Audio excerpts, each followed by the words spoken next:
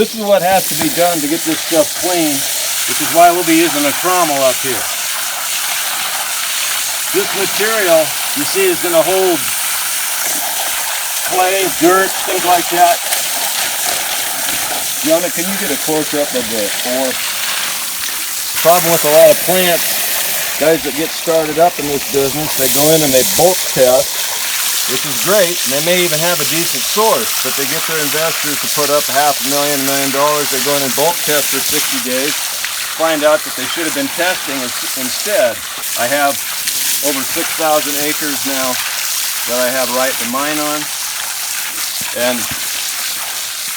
in this business, it's what you leave behind. Everybody leaves gold behind, we will too, but we plan on leaving the less by learning our lessons ahead of time, something that you won't get out of the gold community.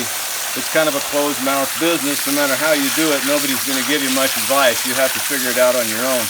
They'll give you some basic stuff. I don't know whether they figure they're going to flood the market with gold and change it if they educate you, but of course that's not going to happen. As you can see, it takes a lot to clean this stuff, which is why guys get predetermined. They decide they want to wash plant, they want to be able to run 300 yards an hour, and they want to do all that. That's neat, and it looks real good, but it doesn't recover the most gold for you. We're going to be shooting for that 100-yard mark, which is going to be, that's a tough mark anyhow, but it's going to be a profitable mark because we're not going to leave the percentage of gold behind that most folks do. We'll use a trommel, we'll scour this stuff and get it clean. From there, our concentrate will, in all likelihood, go through jigs, an extruder table, and then over to a wheel and clean it up. But we're looking to recover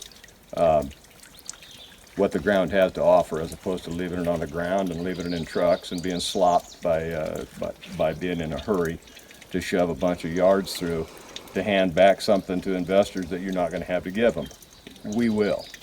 All right, that's it. We scalped all this ore over a 1/4-inch screen. We've got 5 tubs of it now. We'll drain off a little bit of the water. Monday we'll run it through the plant over here, and we'll take the next steps. After that, we'll take our concentrate. We'll break it down over 20 mesh, 50 mesh, 70 mesh, demag it, run it over the wheel, possibly run it twice, but it'll give us our count for how much gold we got. This is the best way to do it. It'll give an accurate read.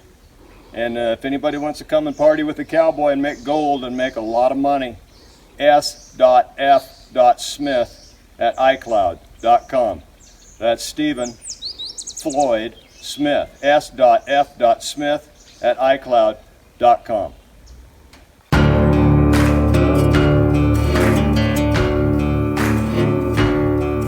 What I can tell you about me and the work that we've done ahead of time over here is you can take a jar of applesauce and dump it in a gold pan, and I'll pull a 1/2 ounce of gold out of that.